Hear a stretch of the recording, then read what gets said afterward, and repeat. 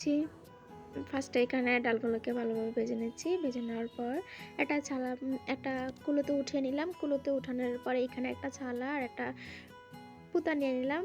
এভাবে এটাকে রেখে ভালোভাবে বেটে তারপর ছিলকাগুলোকে সরিয়ে নিতে হবে। আর এখানে তো আম্মু রান্না বসিয়ে দিয়েছে, পেঁয়াজগুলোকে ভালোভাবে ভেজে নিচ্ছে। পেঁয়াজগুলো ভাজা হওয়ার পর এর ভিতরে দিয়ে দিচ্ছে পরিমাণ মতো আদা বাটা, পরিমাণ মতো রসুন বাটা। তো দিয়ে এগুলো দিয়ে ভালোভাবে নেড়েচেড়ে নিচ্ছে। আসলে তেলের ভিতরে যদি এরকম আদা রসুন দেয় আর আদা রসুন যে কাঁচা স্মেলটা ওইটা আর আসে না। তো তারপর এর মধ্যে দিয়ে দিচ্ছি অল্প একটু জিরে বাটা। জিরে বাটা দেওয়ার পর আরেকটু ভালোভাবে নেড়েচেড়ে নিচ্ছি। নেড়েচেড়ে নেওয়ার পরে পানি দিয়ে দিব। আসলে একেক জনের রান্না একেক রকম। সবাই তো আর একরকম রান্না করে না। আমরা এইভাবে রান্না করি, আমাদের কাছে তো বেশ ভালোই লাগে। তোমরাও ট্রাই করতে পারো। আশা করি তোমাদের কাছেও ভালো লাগবে। তো এর মধ্যে দিয়ে দিচ্ছি পরিমাণ মতো লবণ। লবণ দিয়ে কিছুটা পানি অ্যাড করব। পরিমাণ মতো পানি দিয়ে দিচ্ছি। পানিটা দেওয়ার পর আরেকটু ভালোভাবে নেড়েচেড়ে নিব। আসলে আজকে যেহেতু আমরা মাছের মাথা দিয়ে মুগ ডাল রান্না করব, তো এক্ষেত্রে ঝালের পরিমাণটা একটু বেশি দিবা। তো এখানে দিয়ে দিচ্ছি পরিমাণ মতো হলুদ গুঁড়ো, পরিমাণ মতো মরিচ গুঁড়ো। আর আমাদের ফ্যামিলিতে ঝাল খায় বেশি, তাই একটু ঝালের পরিমাণ বেশি দিচ্ছি। বলতে গেলে ঝালখোর ফ্যামিলি। আমিও যদি একটু ঝাল বেশি খাই। তো এখানে আমি কিন্তু ডালগুলোকে চিকলা সরিয়ে ভিজিয়ে রাখছি। ডালগুলোকে এভাবে ভিজিয়ে রাখতে হয় কিছু পরিমাণ।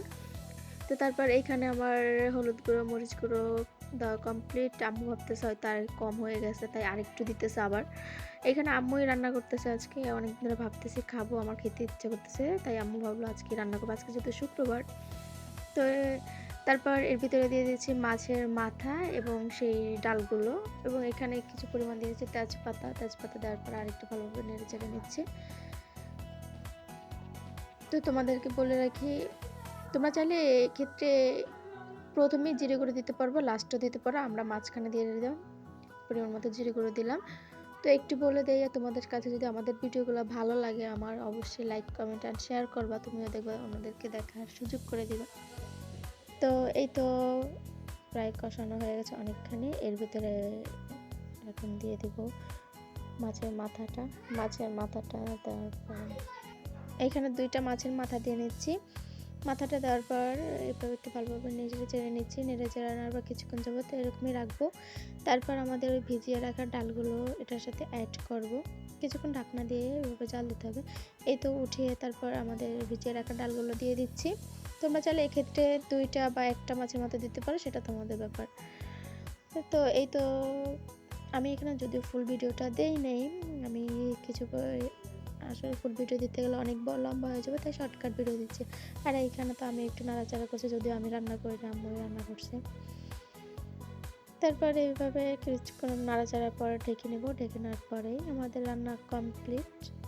এক্ষেত্রে কিন্তু আউট কোনো মশলা দিতে হয় না, বাসায় থাকা মশলা দিয়েই রান্না করতে হয়। আমরা তো এগুলোতে মুগ ডাল বলি, তোমরা কে কী বলো অবশ্যই কমেন্ট করে জানাবে।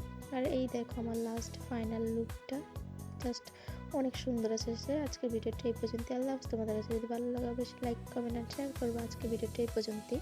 এগুলো কিন্তু গরম ভাতের সাথে খেতে খুবই মজা লাগে, আমার কাছে তো বেশ ভালোই লাগছে। আল্লাহ হাফেজ।